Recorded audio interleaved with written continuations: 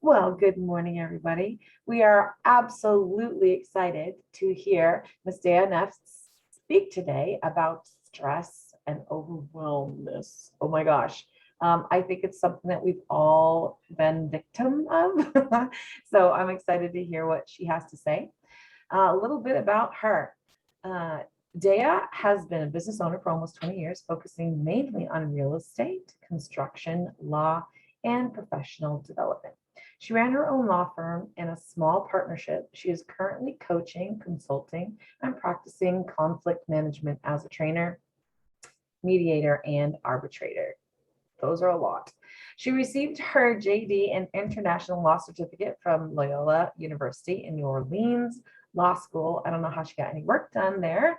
And her Master in Liberal Arts from Spring Hill College. She's an associate certified coach with the International Coaching Federation, a certified mediator, a graduate and affiliate of Accomplishment Coaching and Leadership Program. When not working, which is almost never compared, look at her resume. She draws, makes travel plans, and spends time with her parents and their multiple dogs and cats. Miss Daya, we are so happy that you're here with us. Take it away, girl. Thank you, Melody. That was great. I really appreciate that. So good morning again, everybody. Loving, very much enjoying the intimate crowd we have at 2.0 on this Monday morning. And we're just going to share a few slides with you, and we'll really get into talking about some stress. What better thing to do to talk about on a Monday morning? So let me find my, they were here just a second ago. There we go.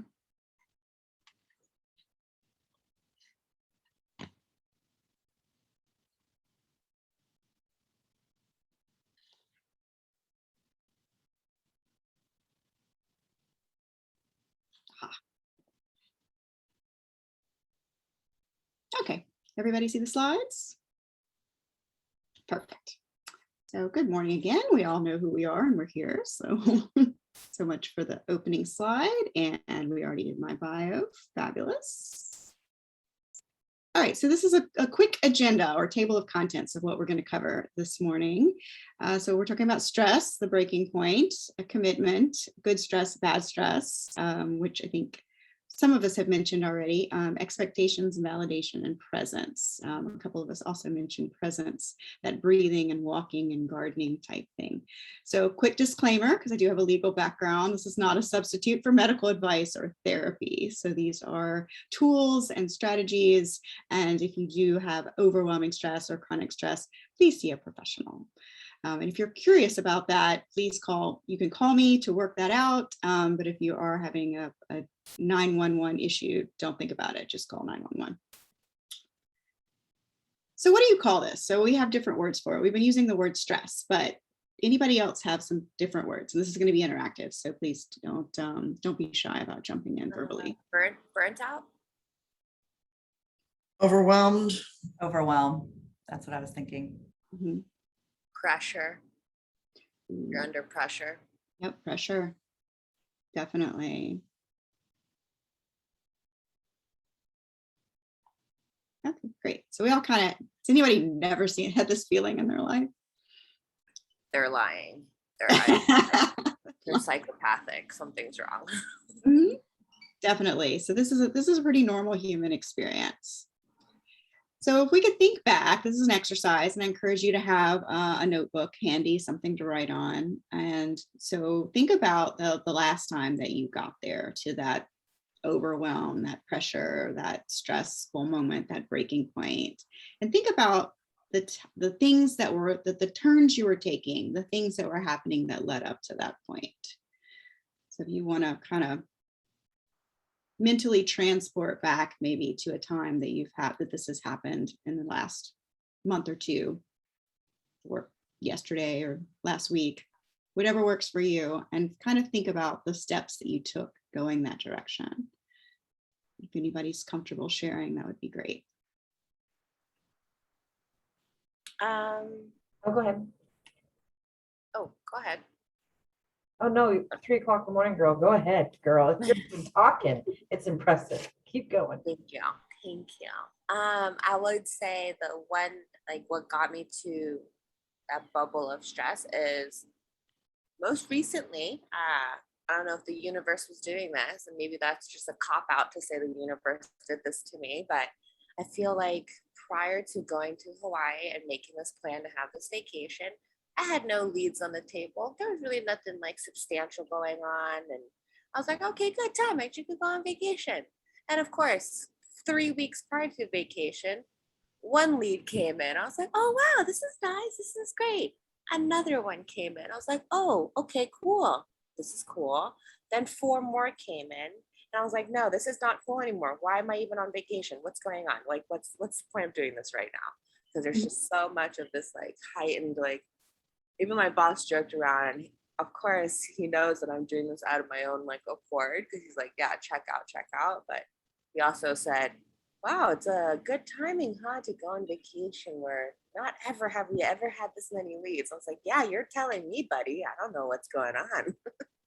So jokingly, yeah, he said, well, it must be you doing a good job, getting these leads in. But that was I don't know. It was just kind of the compilation of going on vacation and the mindset you get onto that. And then Yes. what led me to there is all the pressure of the leads, which is a good problem to have. I'm not, by no means, I'm like, oh no more leads for me. No, keep coming. But wow, that's a lot more stress. And I feel like for those who are successful in this process, it is still stressful. Like, yeah, you have leads come in, it's great, but it's still very stressful. I can only imagine if Bobby decides selling 10 homes right now, that's 10 homes of stress right now. Well, That they goes for tell, anybody. like, just to your point, they tell us if you want to get really busy, plan a vacation. Yeah. Because then all of a sudden, everybody will want to buy a house or sell their house. Yeah. So Funny how that works. that phenomenon is happening to me right Yeah. now. I'm sorry. What else? Anybody else got one where they can see where they made some choices and then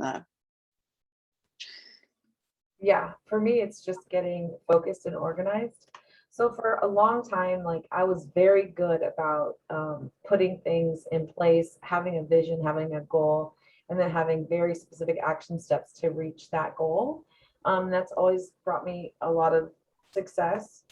And to speak to the success problems, the more successful you are, it just means that you can solve bigger problems, right? Like there's no other explanation for like anybody. You can't just sit on your high horse and be like, oh, I'm successful now. No, it just means you have bigger problems to solve. But to that, I had, I moved to Texas and all of this stuff, and kind of lost sight of where I was going and for what reason I was going there. And so for me, about a month ago, I sat down again and went back to my basics, which was focusing and using a new tool that I found. And all of a sudden, life is focused and I'm on track and I've set goals and I have action steps.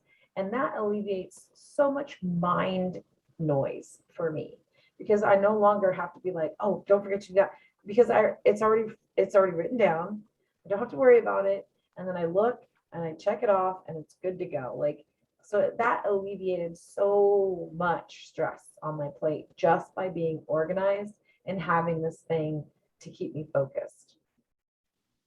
That's great. That's cool. And when you mentioned the big six, I think I know what you mean by that. I'm going to save it for just a minute though, because I'm going to parlay that into some things that we're going to talk about in just a second. So we're talking about like choices that lead up to this decision. And sometimes like when I go with this conversation, people will tend to be saying yes to too many things. They'll have maybe somebody leave their office and they'll just automatically go in and absorb the work. They don't have time to hire another person right now.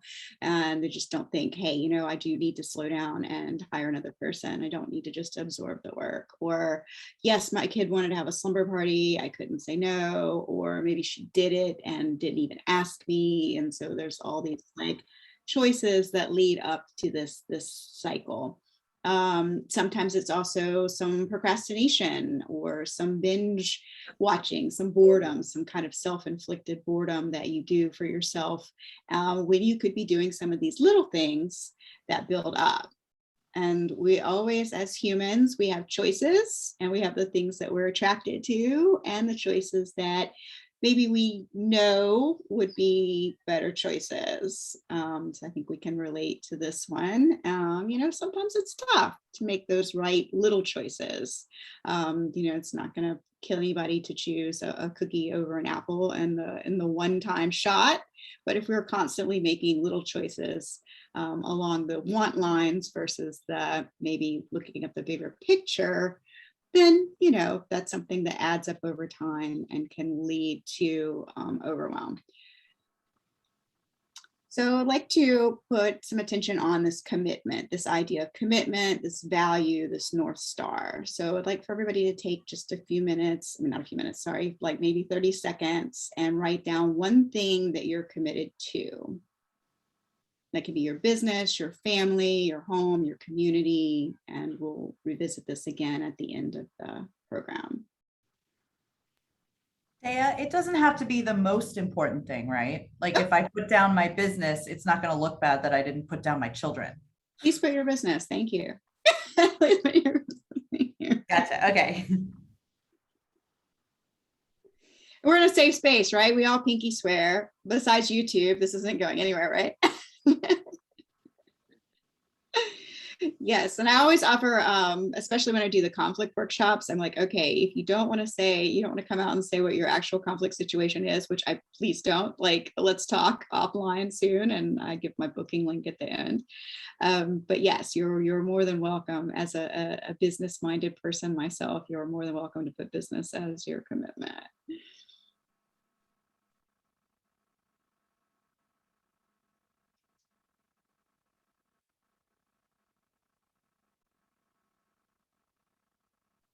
So I love a good quote. I know not to lead with a quote, as professional speakers tell you not to.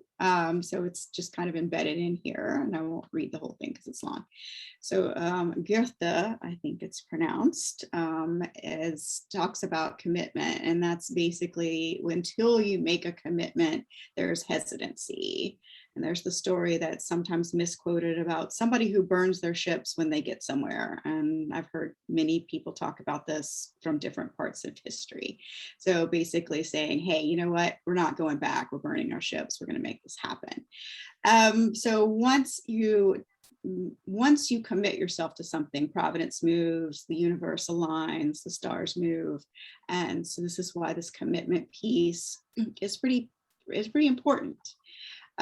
Also, commitment goes over this kind of teeter-totter seesaw thing that we get into.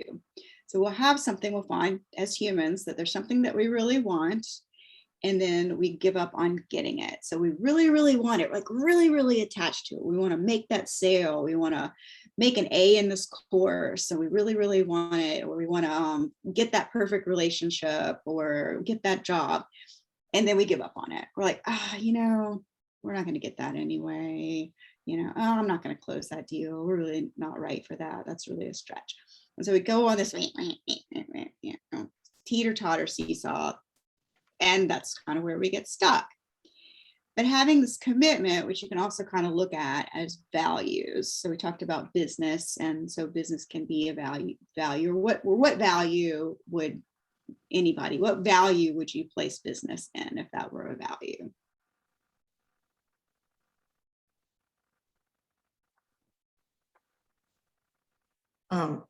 Responsibility. Responsibility. Okay.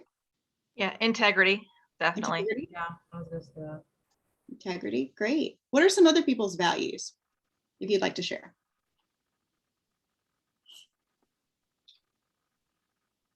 I think probably leadership is pretty important. Leadership. Ethics. commitment. Yeah. With me, everything has to be above board ethical, no gray area. Great. Yes. So as we're like working and as we're going through our day or our week, and these things come up, again, like the girl looking at the choices between the cookies and the fruit. So where, you can always balance out, like, does this fit into my core value? So let's say if her core value would be like, health and longevity, she wants to live a long life, maybe have a large family or make a big social impact in her community, making those small choices of being a healthier person where she can have a clearer mind might be part of her values. So as she's making that choice, well, maybe today I will have the cookie, but for sure the rest of the week I'm going to make a better choice. So you balance that out. So each time a small choice comes up, you balance it with your values and you see. All right, so stress. So what comes to mind? What are some of the things that come to mind when I just say the word stress? Tension.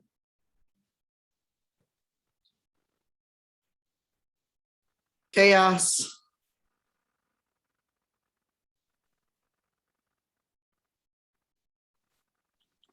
Shall we just say my life?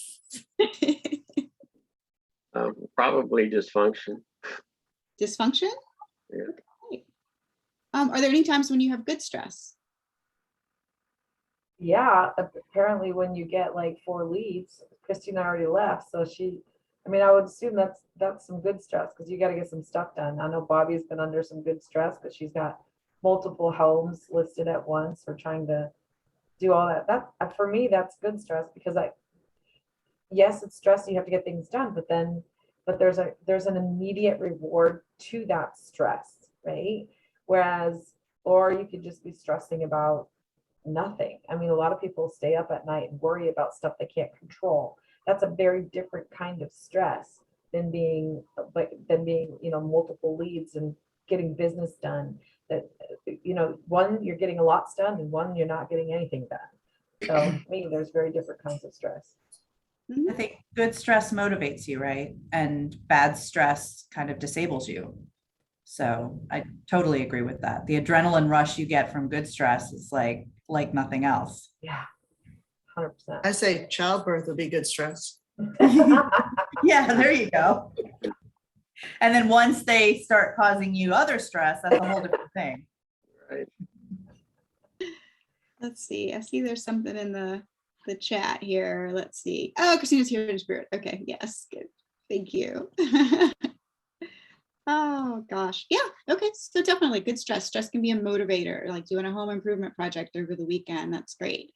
It's bonding with your other, or your friend or your family, whoever, like, hey, let's go do this. Or going to a community center or a church, or doing some volunteer work over that, putting up a pantry kitchen effort or something like that, like getting together and doing it. And you're like, man, that was a lot of work, and there went my whole Saturday, but that was great. We pulled it off, and I'm happy and rewarded, and I've done my part. So definitely good stress being a motivator.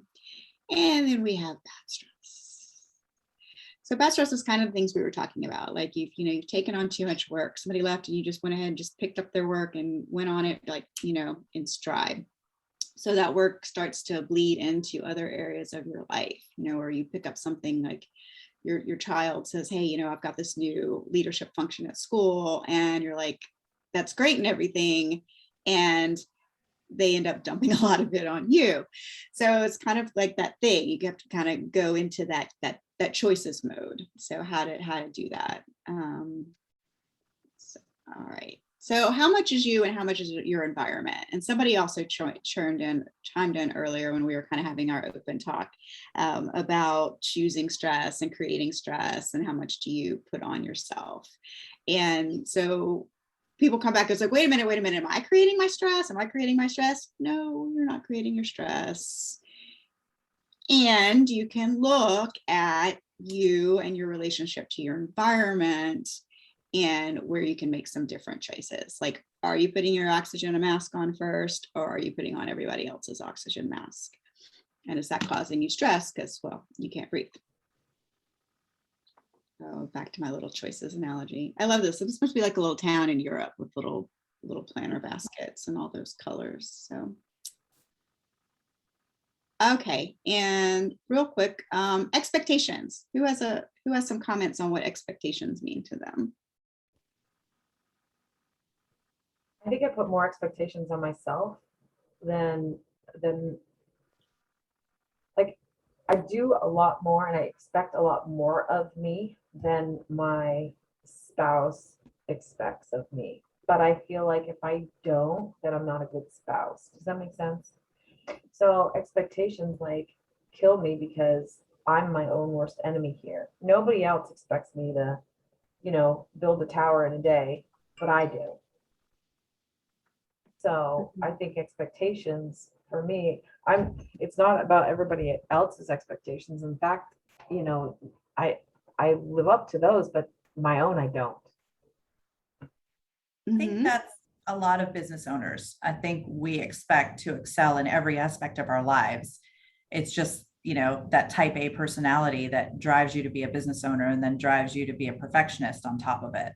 And Yeah. it's overwhelming. Like, not that anybody else expects us to be perfect, but we expect ourselves to be perfect. Yeah. Yeah. There's an old saying that expectations are resentments waiting to happen. I know it's kind of harsh. It is kind of harsh, but if you think about it, if that's maybe the case, or something even less harsh than that, then you're thinking about the pressure that could cause, and then kind of the stress buildup of the expectation. So it's like if you're meeting it and you're falling short, or you have a fear of not meeting it, or even if you have expectations of others, then you have a fear of them not meeting it, and then it's going to cause some communication barriers, and that's going to add to your stress. So just thinking about that, something to be aware of. And then also validation. And so anybody remember stars from kidhood? Oh, I love that. I mean, what would you do for those stars? I mean, it was amazing. So yeah, I mean, how often do we get like the validation or the reward or the way to go that we actually need in life? I actually had that in a job in a job that I had years and years ago. I was a customer service rep for an internet access provider in Philly, and there was a woman there who would make origami gold stars. Well, we had a huge whiteboard with our names on them, and when you could sign up people, or either like not when you signed up people, but when people gave you an atta girl or an atta boy, when they went to management to express how great their service was, you got a gold star. You got a gold star next to your name. So yeah, so it still exists, and that validation method still works for a lot of people, even in the workplace. So yeah, I mean, that was years ago. I don't know if they're still doing it, but yeah, we did. Yeah, I love it. I love it. We had a magazine drive when I was a little girl, and if we sold a bunch of magazines, I don't know who came up with this great idea for kids selling magazines, but it was brilliant. They had this little thing. It was a pom-pom ball with eyes, and it had little feet on it, and it was they called it a warm fuzzy. All I wanted that summer was that warm fuzzy. It probably cost them a fraction of a cent to get 1,000 of those things for kids and whatever. And I went and sold probably like 8 magazine subscriptions to get this little thing, had to have it. And so even now you can validate yourself, you can reward yourself. And I mean, this falls under a lot of different things. It could be a gratitude journal that you do at the end of the day. It could be checking off, your list. I mean, who has a paper list and checks it off? I do. I have a computer list and I have a paper list, and I have a Crayola marker when I mark off my stuff for the day, my meetings I go to and things I do for the day. And I even have a little rubber stamp. So I've got one with a little jogging shoe on it. So if I work out, I get a little jogging shoe stamp. So it's self-validation. And you're like, why does this go into stress? It's the little bit of emotional capital that you can continue to build up. Again, like making that choice, cookie over apple, apple over cookie. It's making those little choices day in and day out that makes that cushion to deal with stress when it comes up. But Dana, one thing, stress for a lot of people makes them better, but I think you have to prioritize where you put stress. If every little thing throughout the day, the hundreds of little things are where you're putting the stress factor, there's only so much stress to go around, only so much you can handle. So you have to really focus on what's the big thing that I really need to accomplish today, and apply a lot of stress to that one, and apply just a little bit of stress so you get motivated to do something for everything else. But I think for most people that are entrepreneurs, they actually do better under stress. And some people, the more stress they have, it just somehow makes them focus to kind of like, for a high priority item, they know they have to get this one done. And I think it's a big plus for most people. But if you stress about every little thing, then that's a huge negative. Absolutely. And I think it can get to be too much too. Like I will go for like 30 days straight and then I'll crash, because it's just like your body can't sustain on that high level of stress for too long.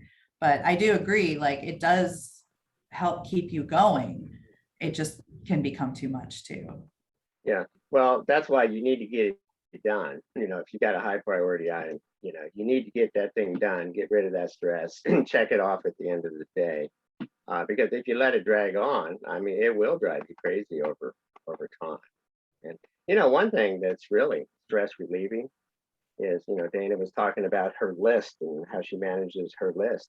But at the end of the day, if you can go through that list, kind of debrief and just, kind of celebrate over what you got accomplished. If you didn't get anything accomplished, you might want to rethink it somehow.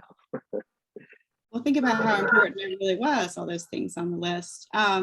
Melody, you talked earlier about the big six. Will you expand on that? The big what? You said something about the big six that was it you that said that? I'm sorry. The big. You had reorganized yourself recently. I did talk about organization. For Okay. me, it's just about getting the main goal, right? The first step is to figuring out where you are. And a lot of us don't stop and do that. And I know that I was very guilty about that. And so I took the time to really assess where I was. And then when I finally had my numbers and my reality, then I was able to come up with, okay, where do I really want to be? And then come up with the action steps to get there. And I think that's no matter what you do or what you want really in life, that's what you have to do is assess where you are, assess where you want to be, and come up with the action steps to get you there. Great. So yes, so tie in what Pat and Bobby were just talking about, like the stress. Put the stress on the action steps that you need to work to get to where you want to be. And this can be like a weekly plan or a daily plan. It sounds like you made a kind of a bigger plan, but each day when you're looking at your list and your things, say, okay, are these actually the things that are going to move my business or move my family or move my commitment to my community? Are these the things that are actually going to move my values forward? And that's where you allocate your stress. If it's the stress, like we said, stress, the good stress that motivates you. Kim, did you have a question? I saw you were like waving over there. No, not yet. Okay, great. Okay, cool. Just making sure. Again, everybody just jump in off mute since we do have a nice intimate group today. All right, so I have presence. Okay, so we would all love to go be on a mountaintop and meditate and enjoy ourselves and whatever and have presence. So this is not the kind of presence that I'm talking about. I'm talking about presence in everyday life. Okay, so I picked bananas as my background theme because life can be bananas. So focusing on, I set out, I love using graphics. Canva is like my best friend. So I set out, say family is a value for you. And given our conversation earlier about the new grandparents in the group and our family ties and how we all talked about that, I think family is a value that we all share. So family time, especially like this young couple with these little kids, I mean, this is like sacrosanct, right? So taking this time out of the bananas world and being actually present is going to take some doing and has to be a priority. So the things that you can do is start putting bookends, like work is work, family is family. And then, yes, if you have to go back and do some work after your kids go to bed, make that time. But don't have it all bleed in together. Some people keep a little a little, I want to say journal, but that's too formal. How about a little notepad that when you get home or you're on the way from home or you close your office, like a lot of us work from home 24/7 now. So like I have a little notebook that's like closing office notebook. So it's like, okay, I've closed my office for the day. This is what I've accomplished. This is what I need to do first thing in the morning. Book is closed. And then I also have a personal journal again, way too formal of a word. It's a little notebook and I can just write down 2 lines. I can write 5 pages if I want, or I can write 2 lines that just say gratitude and started reading X book tonight. I'm reading this book tonight, I don't know, whatever I feel like writing. And then in the morning, again, I do some personal journaling. Again, too formal of a word. And then in the morning, I can look back at where I left off my business the night before. I don't have to have a set time. I don't have to say, okay, every night at X time, I'm closing my whatever, because if I do have to work a little bit later, I'll work a little bit later. If I do close it and go do something with my family and then come back and check on a few things later, then, I close the door. I actually have a little clock timer now that times my hours. That's another little focus item that I just implemented. So I actually log in and put what project I'm working on. And that may be 9 o'clock at night, 9 to 9:30. Okay. Review my slides for Net 2.0. So yeah. So that's just something that I encourage you to be present in what you're present in. All right, so revisiting as we wind to the end of the program, revisiting the commitments that we wrote at the beginning. If anybody would like to share and maybe how they feel that will assist in their making choices. Up to you.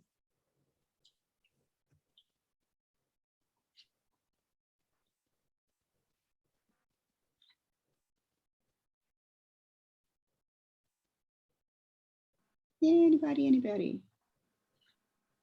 So it's interesting because I wrote down, the thing I'm committed to is serving my clients in the best way possible, which, as a grief counselor and animal communicator, I need to be on, I need to be perfect, I need to be present, I need to be intentionally, attentive to them.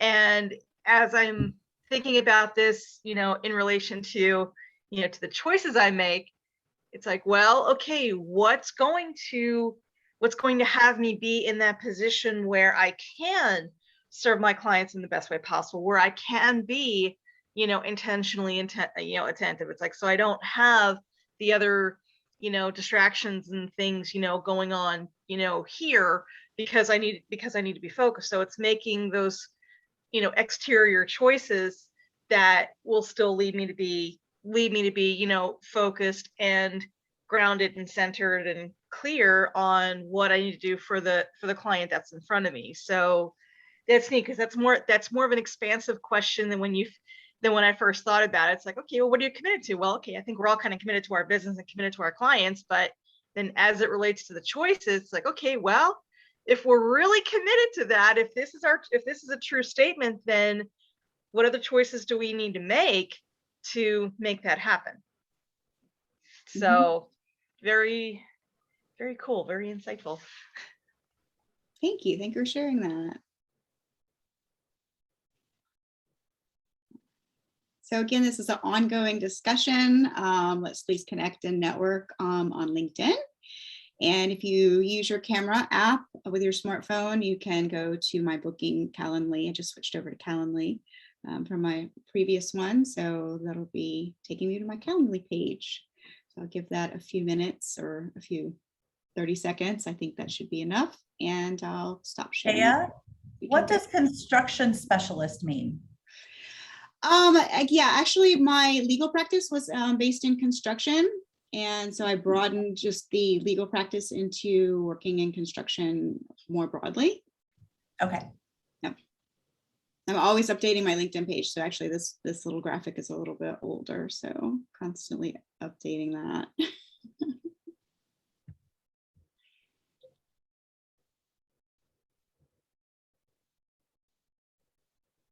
All right, I will stop sharing so we can all go back to gallery and have another chat. Awesome. Daya, thank you so much. Is there any closing remarks from our peanut gallery here?